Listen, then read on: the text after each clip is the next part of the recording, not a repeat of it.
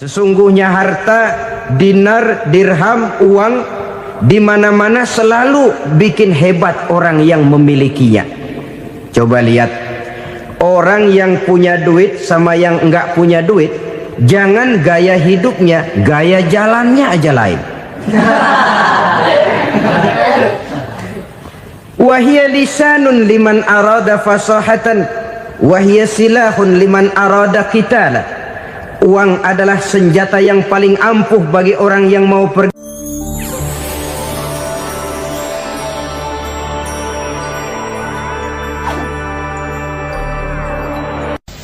Bapak-bapak, ibu-ibu, saudara-saudara kaum muslimin rahimakumullah. Murai di dahan dan kokok ayam di kandang. Dunia ini penuh dengan berbagai macam kesibukan. Sejak dari petani yang turun ke ladang, pedagang yang berangkat ke pasar, pelajar yang menuju sekolah, sampai kepada pegawai yang berangkat ke kantor, seluruhnya tidak lain untuk mencari sesuatu yang bernama bahagia. Setiap orang menginginkan kebahagiaan, dan tidak seorang pun menginginkan kesengsaraan dalam kehidupan ini. Namun nyatanya tidak setiap orang yang ingin bahagia mengetahui jalan yang harus ditempuhnya untuk sampai kepada kebahagiaan itu. Maka pada kesempatan pertemuan kali ini, saya ingin menyampaikan sebuah hadis dari junjungan kita baginda Nabi besar Muhammad sallallahu alaihi wasallam yang termuat dalam kitab Mukhtarul Ahadits An-Nabawiyah, di mana beliau bersabda, Arba'un min sa'adatil mar'i. Ada 4 perkara yang merupakan tanda dari orang bahagia. Saya mau tanya, di antara saudara-saudara yang hadir di sini, apa ada yang kepengen jadi orang sengsara? Ya. Seluruhnya tentu ingin mendapatkan kebahagiaan. Maka menurut resep dari Nabi kita, tanda orang bahagia itu 4.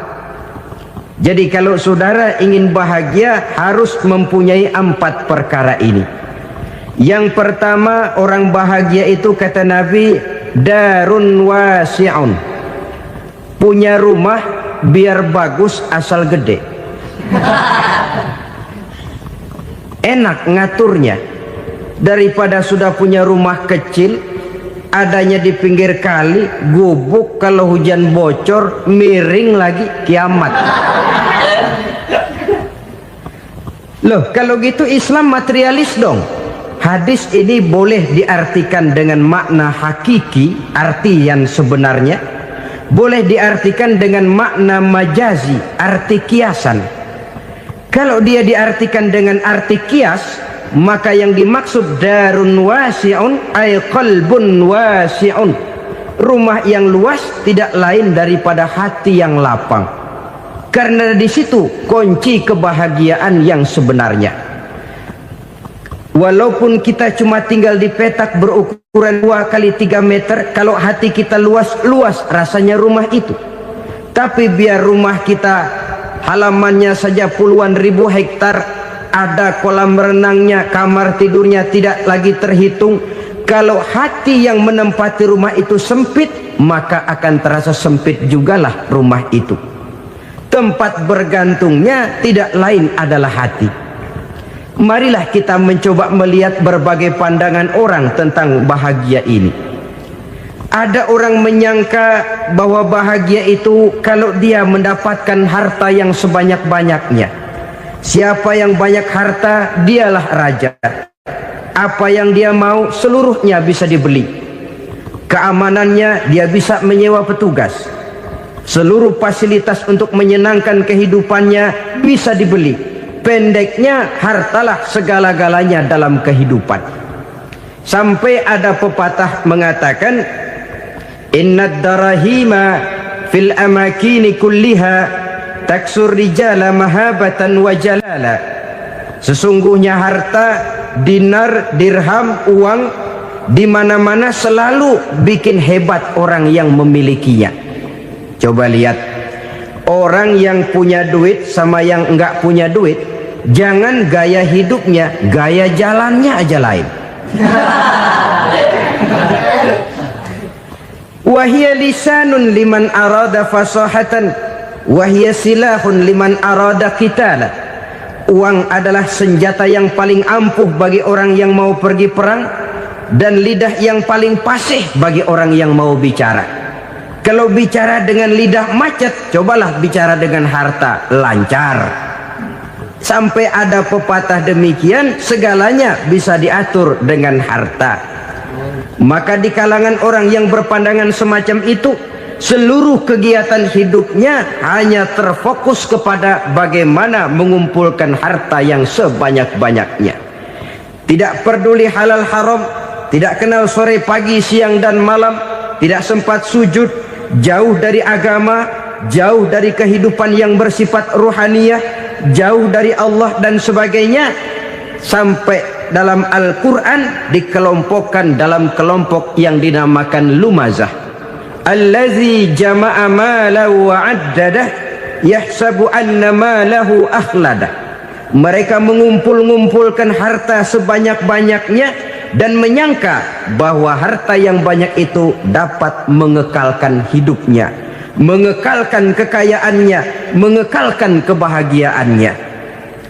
Saudara hadirin yang berbahagia, kalau pandangan hidup ini benar, artinya kalau harta memang merupakan satu-satunya hal yang dapat membuat orang bahagia, tentu di rumah mewah tidak akan pernah ada tangis derita. Tentu di satu tempat di mana fasilitas hidup serba menunjang tidak ada yang namanya penderitaan. Tapi suka dan duka, sedih dan gembira, senyum dan tawa adalah milik setiap orang, baik dia punya harta maupun dia tidak punya harta. Nyatalah bahwa harta semata-mata bukan merupakan jaminan bahwa orang akan bahagia, walaupun tanpa harta orang sulit untuk bahagia. Saya mau cerita, ada orang super kaya, namanya Aristotle Onesimus, raja tanker Yunani. Dia punya kapal tanker saja konon sampai 11 banyaknya. Punya perusahaan penerbangan yang disebut Olympic Airlines. Punya hotel di berbagai kota besar di dunia ini, sejak dari New York, London, Paris, Rome dan sebagainya. Bahkan punya pulau yang dia namakan Pulau Scorpio. Ini kan namanya sudah kaya nggak tanggung-tanggung, punya pulau. Nah, dia punya 2 orang anak, yang satu laki-laki namanya Alexander, yang satu perempuan namanya Maria Onesimus. Seluruh harapannya tertumpah kepada anak lakinya Alexander ini, yang akan meneruskan usahanya, meneruskan kekayaannya, meneruskan dinastinya. Apa yang terjadi? Ternyata anak yang dia harapkan yang bernama Alexander ini mati muda dalam kecelakaan pada waktu dia olahraga. Apa olahraganya? Namanya olahraga anak orang kaya, golongan jet set. Olahraganya olahraga pesawat terbang. Jatuh, ya nggak kapungut, habis mati. Tinggal satu anak perempuannya, Maria Onesimus. Tapi anak perempuan ini juga malah urakan. Terakhir dia pacaran, bahkan kemudian kawin sama orang Rusia. Rupanya Aristotle Onesimus ini broken. Kekayaannya yang berlimpah ruah, perusahaannya yang begitu banyak, siapa yang akan meneruskan? Siapa yang akan menggantikan? Sampai kemudian dia mengurung diri di Pulau Scorpio dan mati di sana secara mengenaskan. Seorang multi jutawan, seorang yang super kaya, mati menyendiri di pulau sepi. Ibarat kata pepatah, anak ayam mati di lumbung. Bukan kekurangan makanan, keurugan makanan. Begitu kehidupan Aristotle Onesimus. Dan banyak orang-orang yang sudah demikian kaya sampai dibingungkan oleh kekayaannya sendiri. Telusurilah kehidupan David Rockefeller misalnya, Henry Ford misalnya, Adnan Khashoggi misalnya. multi jutawan yang kadang-kadang dibuat keder oleh kekayaannya sendiri. Pantas ketika Imam Ali ditawarkan orang, "Ya Ali, kalau kepadamu disuruh pilih ilmu atau harta, kau pilih mana?" Ya jelas pilih ilmu dong. Kenapa? Pertama, ilmu kalau kita berikan kepada orang lain tambah, tapi harta kalau kita berikan kepada orang lain kurang. Saudara punya uang 10.000, dibagi orang 5.000, jelas uang saudara berkurang. Tapi saudara punya ilmu diberikan kepada orang lain bisa, saudara pun makin mantep. Tidak lantas jadi bodoh karena ngajarin orang. Saudara bisa Fatihah lalu mengajarkan orang Fatihah, orang bisa, saudara pun makin hafal. Tidak lantas setelah diajarin orang ilmunya hilang. Begitu datang dia minta orang, "Tolong ajarin saya Fatihah," udah habis, nggak ada.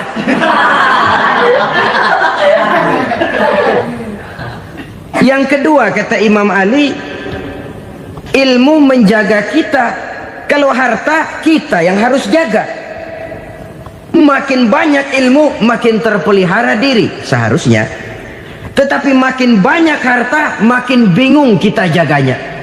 Sampai kadang-kadang kalau perlu seluruh keliling rumah dipasangi alarm. Belum cukup disewakan anjing besar-besar, pasang di depan pintu, awas anjing galak. Masih belum cukup juga, cari centeng tukang-tukang kepruk jaga rumah. Masih terasa belum aman, padahal rumahnya dikelilingi tembok besar. Di balik tembok ada pintu-pintunya tebal. Di balik pintu itu terbuka masuk kamar, kamar pun ada pintunya, pintunya pun kuat. Masuk ke dalam kamar ada lemari, lemarinya pun pintunya kuat, dikunci, kuncinya pun kuat. Tapi terhadap seluruhnya yang timbul cuma sekedar was-was saja. Kesimpulannya sekali lagi, tanpa harta orang memang sulit untuk bahagia. Tapi harta semata-mata tidak merupakan jaminan orang akan bahagia. Dengan hati yang luas, itu modal utama untuk mencapai kebahagiaan hidup. Orang yang hatinya luas, saudara-saudara, punya hati yang lapang, melihat kenyataan hidup ini, dia bersyukur senantiasa kepada Allah. Lantas tidak timbul hasud dan iri hatinya. Oleh karena itu jiwanya selalu lapang. Kalau tidak, cupik hati namanya, dangkal pandangan, tidak senang melihat orang lain dapat nikmat, dan itu sering dijadikan contoh. Kalau orang yang lapang dada, dia lihat tetangganya beli TV baru, dia berkata, "Alhamdulillah ya, tetangga kita beli TV, mudah-mudahan kita bisa ikut nonton." Lapang dadanya. Tapi orang yang sempit hati, lihat tetangga beli televisi, meriang. Enggak diapa-apain, meriang.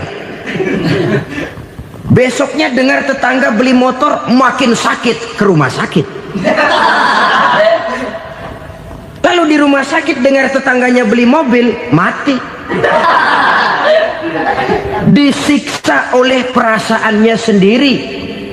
Orang kalau hati sudah sempit dalam hidup, kemanapun dia pergi, sempit rasanya medan kehidupannya.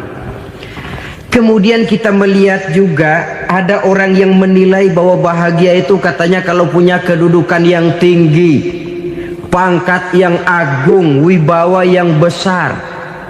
Mungkin betul, tapi mungkin juga tidak. Bergantung kepada hati orang yang punya pangkat itu. Sama dengan harta tadi. Harta akan membawa bahagia kalau dia jatuh ke tangan orang yang berhati lapang. Tapi harta akan jadi bencana kalau jatuh ke tangan hati orang yang sempit. Pangkat akan membawa bahaya kalau jatuh di tangan hati orang yang sempit. Lebih dari itu, kenyataan mengajarkan kepada kita bahwa ternyata pangkat dan jabatan tidak selamanya memberikan kebahagiaan dalam kehidupan. Bahkan resikonya kelewat besar. Beberapa bukti kita bisa ambil dari para pemimpin dunia yang menjadi korban lantaran pangkat dan jabatan yang disandangnya. Saudara ingat Presiden Abraham Lincoln dan John Kennedy dari Amerika? Dibunuh orang. Pak Chung Hee dari Korea Selatan, Ziaur Rahman dari Bangladesh, Anwar Sadat dari Mesir, terakhir Indira Gandhi dari India, menjadi korban dari pangkat dan jabatan yang disandangnya dari orang-orang yang tidak senang dia memegang jabatan itu. Dia akan mudah mengundang bencana, sehingga pantas kalau seorang presiden terkemuka Amerika, Harris Truman namanya, dia mengatakan jabatan presiden itu, kata dia, seperti orang nunggang macan, naik macan, harus kita taiki, kalau enggak dia bakal nerekam kita, ngeri katanya. Adapun orang yang hatinya lapang, kalau dia menerima pangkat dan jabatan, dianggapnya itu satu kesempatan untuk berbuat baik. Tapi orang yang berhati sempit, menerima pangkat dan jabatan, bukan kadang-kadang menerima, malah berusaha setengah mati mencapai dengan segala cara. Kalau perlu jilat atas, jilat atas. Jadi golongan sumuhun dawu.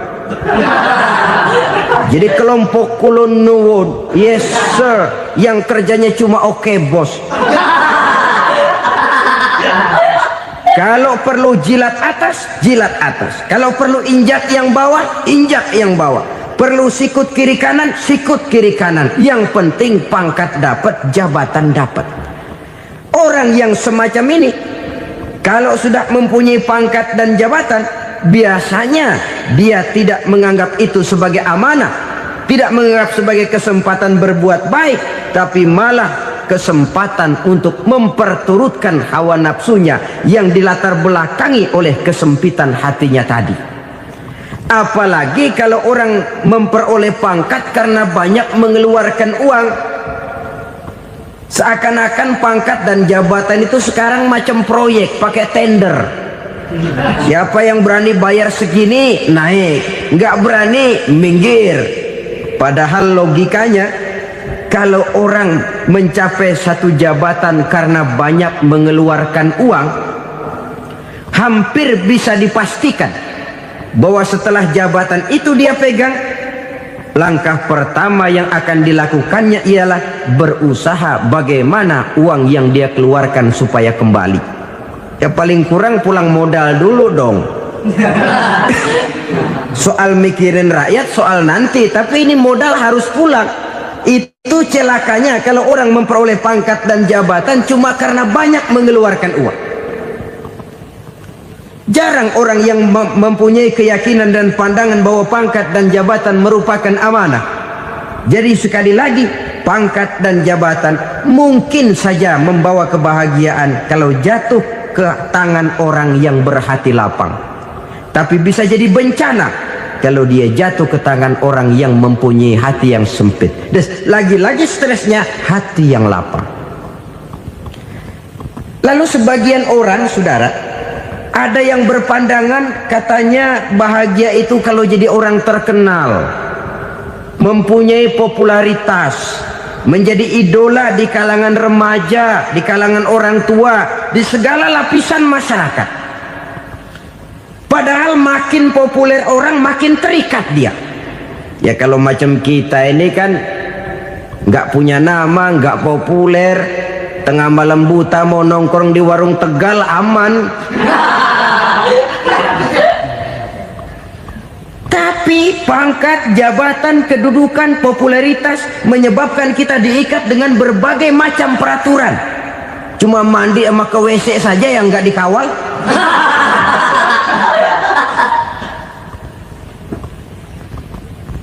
Benarkah popularitas, ketenaran membawa kebahagiaan? Mungkin, ya, tapi mungkin juga tidak. Kenapa? Banyak orang-orang populer yang mengakhiri hidupnya secara tragis. Kita ambil beberapa nama. Di Amerika tahun 60-an ada bintang seksi paling terkenal yang dijuluki seks bom. Bom seks. Sampai sekarang jadi legenda, namanya Marilyn Monroe. Singkatan dobelnya itu inisialnya MM, Marilyn Monroe. Terkenal top sampai dia mati tahun 62, namanya sekarang masih saja dibicarakan orang. Kenapa dia bunuh diri? Tidak punya hartakah dia? Banyak. Kurang populerkah dia? Seluruh dunia mengenalnya. Sejak rakyat kecil sampai pejabat tinggi dia punya hubungan. Kenapa? Jenuh. Dia terlahir dalam keadaan yatim. Setelah itu tidak lama dia berangkat remaja, ibunya meninggal. Pindah dari wanita asuh ke wanita asuh sampai 12 orang ibu angkatnya. Dan kekecewaan yang paling parah, setiap laki-laki yang dekat dengannya hanya seperti kapal berlabuh. Datang dan pergi silih berganti, padahal dia merindukan seseorang yang bisa melindungi hidupnya. Dia rindukan itu dan dia tidak pernah menemukan. Itu yang akhirnya menyebabkan dia minum pil tidur kelewat dosis, minum obat tidur kebanyakan, ya tidur terus sampai sekarang.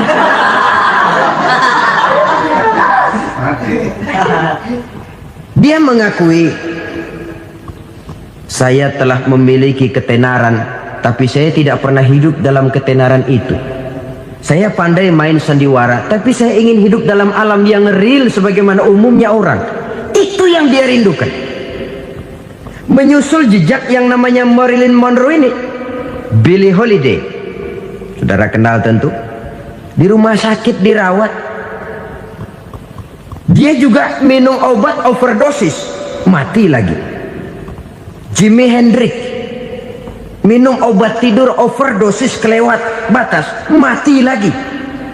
Lalu yang menghanyutkan diri di danau, Janis Joplin dan Brian Jones.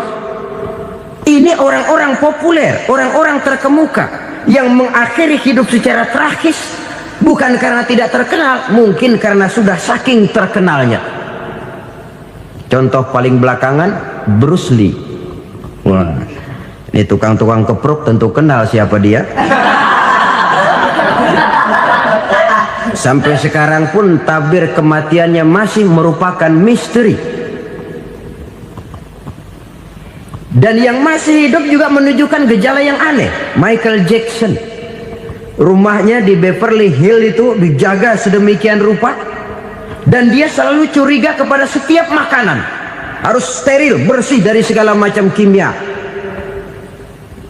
Kemana dia pergi, itu tukang-tukang keprok sudah selalu menjaga dan mengawal, dan dia seakan takut menunjukkan mukanya yang asli. Hingga kalau tampil ke tengah di luar show, dia kadang memakai pakaian yang tidak menunjukkan dia yang sebenarnya, takut dikenali orang. Ternyata popularitas sering jadi momok yang meracuni kehidupan manusia. Oleh karena itu, benarlah junjungan kita pada saat beliau mengajarkan orang akan bahagia kalau dia mempunyai hati yang lapang. Nah, sekarang masalahnya untuk mendapatkan hati yang lapang, caranya bagaimana? Kita kembali kepada konsep Quran. Allah mengajarkan, ala inna bi dzikrillahi tatmainnul qulub. Ketahuilah bahwa dengan banyak mengingat Allah, hati akan tenang, jiwa akan lapang. Dengan kata lain, dekat dengan agama, merasakan kehadiran Allah dekat dalam hidup. Itu muara pertama untuk mencapai hati yang lapang. Ala inna bi dzikrillahi tatmainnul qulub. Jangan macam orang sekarang ingin mendapatkan ketenangan lalu tapak di puncak gunung, di gua-gua, di tempat sepi. Iyalah kalau nggak ada ular. Kalau tergigit ular berbisa, ketenangan belum, mati jelas itu. Islam positif untuk mendapatkan ketenangan. Ala inna bi dzikrillahi tatmainnul qulubi. Bahwa ketahuilah bahwa dengan banyak mengingat Allah, hati akan tenang, jiwa akan lapang, nuansa pikiran akan luas. Karena yang namanya bahagia ada dimanapun manusia berada. Di kampung ada bahagia, di kota ada bahagia, di ngarai, di lembah, di gunung, di hutan, di lautan, di angkasa luar, dimanapun bahagia itu ada kalau kita bermodalkan hati yang lapang ini. Dan hati akan lapang kalau kita dekat dengan agama. Dekat dengan harta buat sementara hati mungkin tenang, tapi ketenangan yang relatif dan temporer. Apalagi orang tiap kali tambah harta, tiap kali tambah rencana, itu wajar. Mungkin sebelumnya saudara berpikir, kalau punya duit 5.000 enak nih. Begitu punya duit 5.000, aduh sayang kalau 10.000 aja. Tiap kali tambah harta, tiap kali lain rencana. Makin banyak rencana, makin menjauhkan kita dari yang namanya ketenangan. Padahal ketenangan merupakan unsur utama untuk mencapai bahagia. Dan ketenangan itu bermuara dalam hati manusia. Tengoklah kehidupan ini. Orang yang banyak harta dengan orang miskin, berbedakah rasa sakit yang mereka tanggungkan? Rasanya tidak. Walaupun si kaya tidur di kasur empuk berselimutkan sutra mahal, sementara si miskin meringkuk di balai bambu yang keras dan kasar. Apabila maut datang, dia juga tidak pernah pilih bulu. Maut datang menjemput si kaya di singgasana keemasannya, dikelilingi oleh para pengasuh, dayang dan idang serta para pengawal. Dan maupun datang menjemput si miskin papa sehingga ia tergelepar di tepian jalan. Kedua-duanya bernama mati. Kalau nyata bahwa sakit yang ditanggung si kaya tidak beda dengan sakit yang ditanggung si miskin, bukan harta semata yang membuat orang bahagia.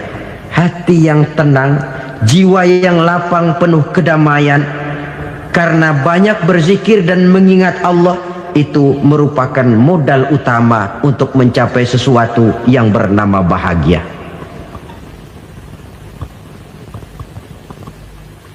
Saudara hadirin yang saya hormati, inilah yang pertama dari 4 ciri yang digambarkan oleh Nabi tentang tanda-tanda orang bahagia.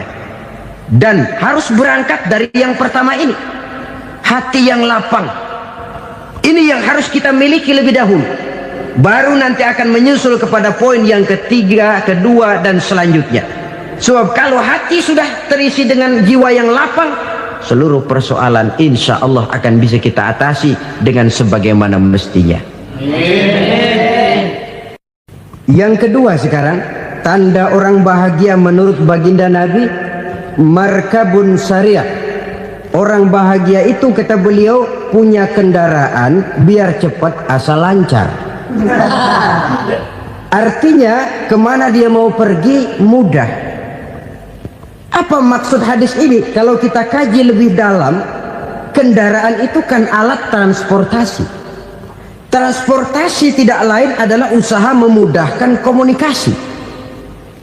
Pindah dari situ kepada teori bahwa manusia adalah zon political, makhluk bermasyarakat yang tidak bisa memenuhi kebutuhan hidupnya secara sendirian.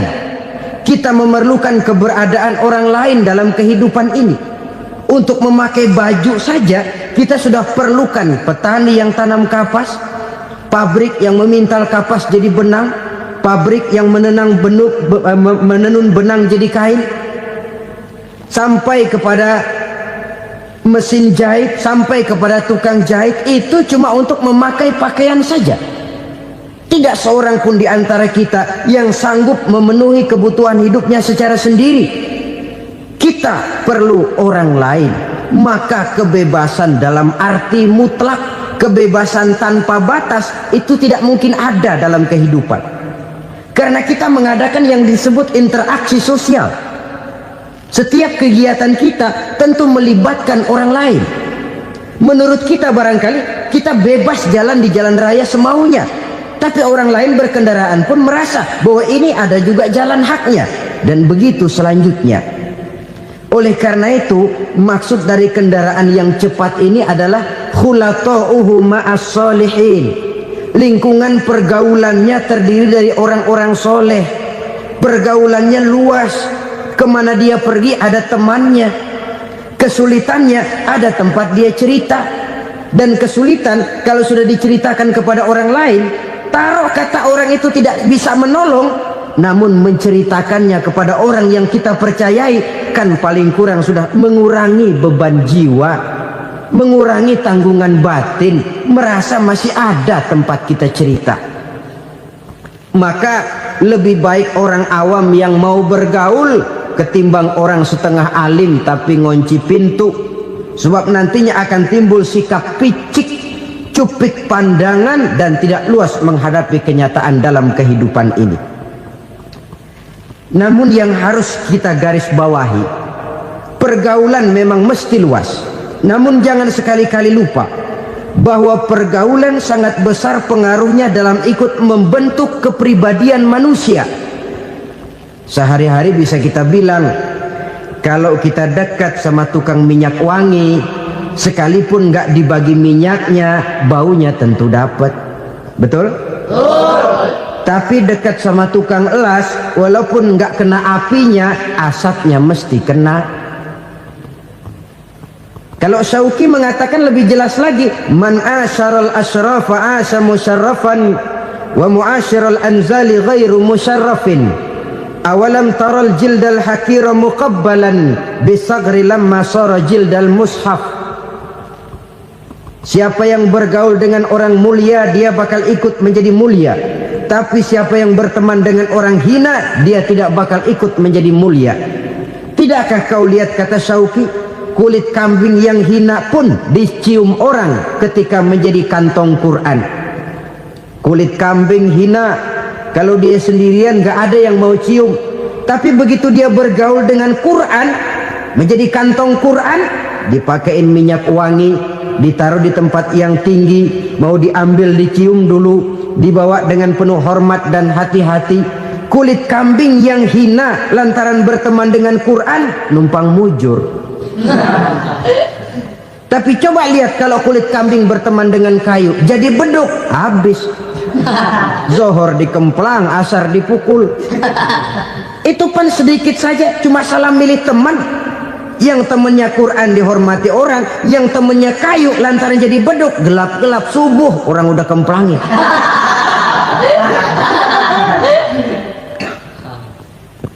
Maka terutama kepada adik-adik remaja yang masih mencari identitas diri, yang ibarat kaset masih kaset kosong, mudah diisi oleh apapun, pandai-pandailah memilih teman dalam bergaul.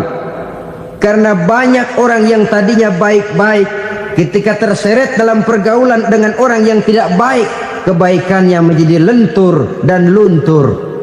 Tapi berapa banyak bajingan-bajingan tengik, orang-orang yang berlumur noda dan dosa, tiap hari melakukan maksiat, namun bergaul dengan orang yang baik-baik, pada akhirnya sedikit demi sedikit beringsut dan berangsur dia terbiasa mengikuti kebaikan-kebaikan.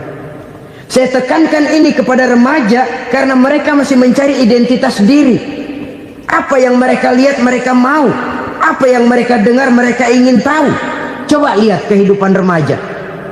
Pulang nonton film Rambo, pengen jadi Rambo, gagah, maunya belekai melulu. Pulang nonton film Superman, pengen bisa terbang. Pulang nonton India, nyanyi melulu. Wajar, mereka masih mencari identitas diri. Saya ini sebenarnya siapa? Lingkungan, pergaulan akan membentuk itu. Karena itu pandai-pandailah bergaul, karena ia sangat besar pengaruhnya dalam ikut membentuk kepribadian manusia. Apalagi sifat yang jelek lebih cepat menularnya ketimbang sifat yang baik. Sifat yang baik, watak yang soleh itu lambat sekali untuk menular. Tapi yang tidak baik, kan prosesnya mah kalau remaja biasanya mula-mula dengar. Karena dengar lalu pengen tahu. Karena pengen tahu lalu ngeliatin. Begitu ngeliatin kan pengen nyobain. Setelah nyobain ketagihan. Nah ini prosesnya. Yang namanya ganja, morfin, narkotik, awalnya kan begitu.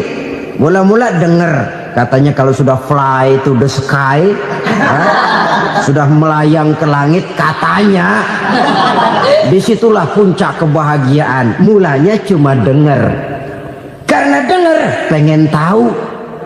Karena pengen tahu lalu ngeliat, kumpul sama orang yang suka ngeganja. Setelah ngeliat Nah, pengen ngerasain. Begitu ngerasain, enak juga. Ketagihan. Kalau sudah ketagihan jadi penyakit kronis, bisa merembet kepada yang lain. Iya, kalau orang tuanya mampu untuk beli morfin, beli ganja. Kalau tidak kan pikirannya ngayap. Jemuran siapa ya gue sabet. Timbullah perbuatan-perbuatan negatif yang bermula dari salah pergaulan. Apalagi buat adik-adik remaja yang tinggal di kota-kota besar, yang pengaruh budaya, pengaruh kesenian, pengaruh struktur kehidupan yang nampak makin individualistis, di mana persaingan tajam, tensi ekonomi tinggi, orang mudah mengalami stres. Pandai-pandailah dalam bergaul, sekali lagi, karena ia sangat besar pengaruhnya dalam ikut membentuk kepribadian manusia. Orang bahagia punya kendaraan yang cepat, artinya punya pergaulan yang luas, dan lingkungan pergaulannya terdiri dari orang-orang yang soleh. Kemana dia pergi ada teman, kesulitannya ada tempat dia cerita. Tapi kalau sudah menyendiri, hidup sendiri, kesulitan dipikiri sendiri, bisa mati belum waktunya. Tidak ada tempat berbagi rasa, tidak ada tempat bercerita, tidak ada tempat mengurangi beban dalam kehidupan. Pantas betul kalau Islam sangat menggalakkan dan menganjurkan orang kalau sudah sampai waktunya itu untuk melangsungkan nikah. Kata Nabi, ya ma'syaras syabab man istata'a minkumul ba'at falyatazawwaj. Hai para pemuda, kalau sudah mampu memberi nafkah, kawinlah, nikahlah kamu. Kenapa? Sudah ada teman hidup, tempat berbagi rasa. Kesulitan kalau ada tempat cerita akan lebih ringan ketimbang kita telan sendiri, walaupun bobot kesulitannya sama beratnya. Saudara-saudara kaum muslimin rahimakumullah, inilah ciri yang kedua, punya kendaraan biar cepat asal lancar. Kemana kita mau pergi gampang. Dengan kata lain, setelah hati yang luas, pergaulan yang luas. Dua. Yang ketiga sekarang, tanda orang bahagia itu menurut Nabi, misbahun mudhi'un, punya lampu yang terang. Oh, itu enggak problem. Sekarang sudah zamannya listrik masuk desa, Pak. Lampu sudah terang semua. Betul, kalau itu yang dimaksud. Tapi tidak cuma itu. Karena lampu yang dimaksud di sini, lampu yang akan menerangi seluruh perjalanan hidup. Dan perjalanan hidup itu sudah dimulai sejak kita terlahir ke alam ini, sampai masuk ke alam barzah, kumpul di padang mahsyar, sampai ke akhirat. Lampu yang menerangi itu yang diperlukan. Kalau lampu, katakanlah yang paling top sekarang kan lampu jenis Mercury.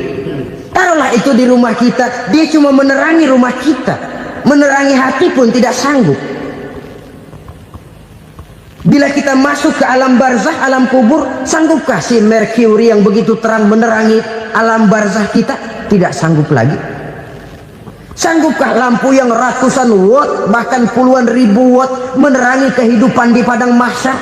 Tidak akan sanggup lagi. Kalau demikian, yang dimaksud lampu yang terang di sini apa? Tidak lain amal soleh, kebajikan yang kita lakukan dalam hidup. Itu yang akan jadi lampu penerang.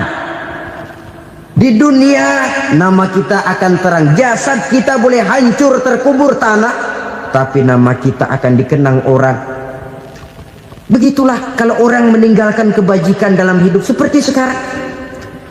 Ribuan orang tiap saat berziarah ke kubur Imam Syafi'i, ke kubur Imam Malik, ke kubur Imam Ghazali, ke kubur orang yang baik-baik, orang yang soleh-soleh. Kebajikannya yang ditinggalkan, yang mengukir namanya dengan tinta emas, sehingga saudara sudah terbaring di alam kubur. Orang lewat, Allah, ini kuburannya Fulan bin Fulan, dulu ini kebaikannya Masya Allah, saya ikut merasakan. Mari kita mampir sebentar, kita Fatihah, mohon disampaikan Allah pahalanya kepada almarhum. Al-Fatihah. Itu kalau orang baik-baik. Lalu saudara tanya, Pak, orang mati dikirimin Fatihah apa nyampe pahalanya? Saya jawab, kalau saudara nggak percaya, mati dulu dah. Nanti saya Fatihain, tungguin di sana. Umpama nggak sampai, balik lagi kemari. Sekarang ini kan maunya otak-otakan saja. Kalau nggak masuk otak, nggak percaya. Padahal alam gaib itu nggak bisa diotak-otakin.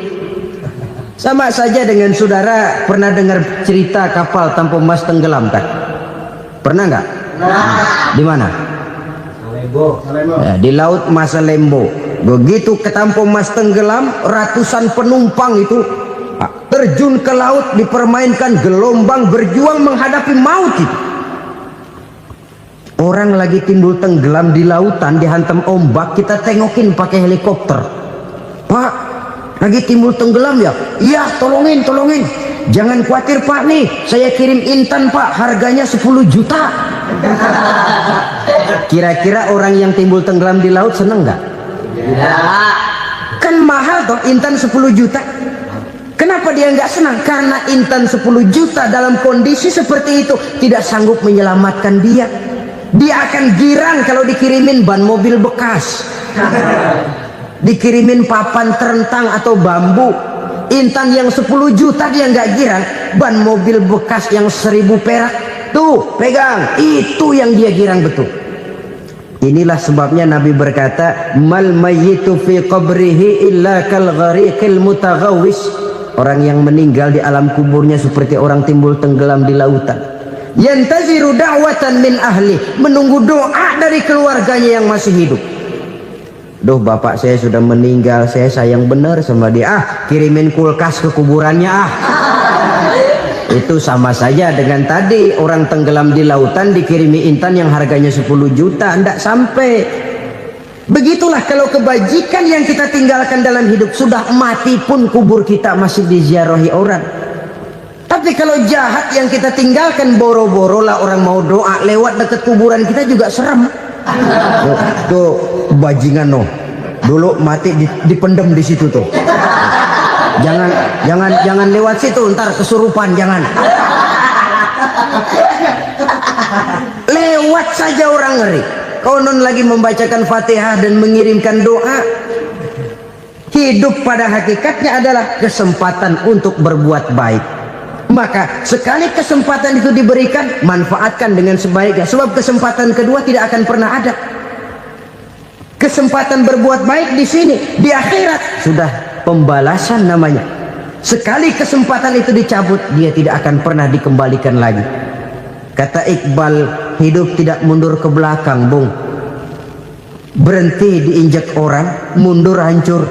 Tidak ada kata mundur dalam hidup ini. Berhenti diinjak orang, mundur kecebur. Tidak ada kata lain, harus maju dalam kehidupan dalam artian yang positif. Hidup adalah kesempatan untuk mengumpulkan kebajikan yang sebanyak-banyaknya. Di situ nilai daripada manusia. Sekarang ini memang nggak kelihatan kok, orang yang banyak pahala sama yang banyak dosa nggak kelihatan kok. Barangkali kalau habis bikin dosa palanya pada benjol, mungkin orang takut sama dosa. Tapi sekarang sama saja, orang yang banyak dosa dengan yang nggak banyak dosa jalan bareng dari belakang, sama, nggak kelihatan beda. Tapi ada waktunya di mana pahala memegang peranan, di mana dosa diperlihatkan. Sama saja kalau kita bawa mobil siang, lampu kan nggak begitu berfungsi. Apa lalu bilang, alah ini lampu berat-beratin, copot-copotin aja dah. Tidak perlu begitu. Kenapa? Pada satu saat malam senja akan datang. Bila matahari terbenam, senja pun datang, gelap mulai merayap, disitulah baru terasa perlunya lampu. Pahala begitu. Sekarang orang yang nggak ada pahalanya nggak kelihatan dalam kehidupan. Tapi pada satu saat senja kehidupan akan datang. Ajal merenggut nyawa, malam merayap, dan hidup mulai diliputi kegelapan di alam barzah. Dikala itu kalau nggak punya lampu, alangkah malangnya kita.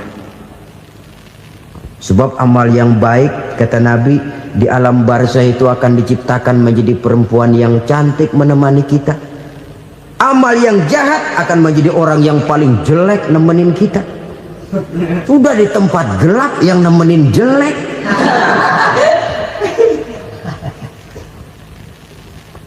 Kaum muslimin rahimakumullah.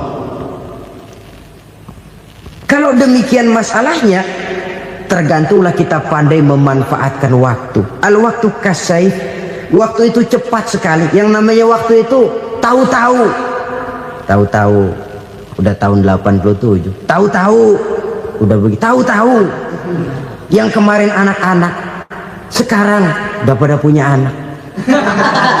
Tahu-tahu saja itu. Begitu cepat waktu berlalu. Kalau tidaklah pandai kita memanfaatkannya, akan rugi kita. Nabi bersabda, "Man kana yaumuhu khairun min amsihi fahuwa rabih." Barang siapa yang hari ini lebih baik daripada hari kemarin, itu orang untung. Hari ini lebih baik daripada kemarin. Bulan ini lebih baik dari bulan kemarin. Tahun ini lebih baik dari tahun kemarin. Itu orang yang beruntung. Tahun kemarin sembayangnya maghrib doang, sekarang udah tambah isya. Tahun kemarin cuman Idul Fitri aja ngancem bener, sekarang udah tambah Jumat, lalu tambah lagi maghrib, tambah lagi isya, dan selanjutnya. Hari ini lebih baik daripada kemarin, itu orang yang beruntung. Wa man kana yaumuhu mislu amsihi fahuwa khasir. Lalu barang siapa yang hari ini sama saja dengan hari kemarin, itu orang rugi. Hari ini sama dengan kemarin, rugi itu. Bulan ini begitu, bulan kemarin begitu, tahun ini begitu, tahun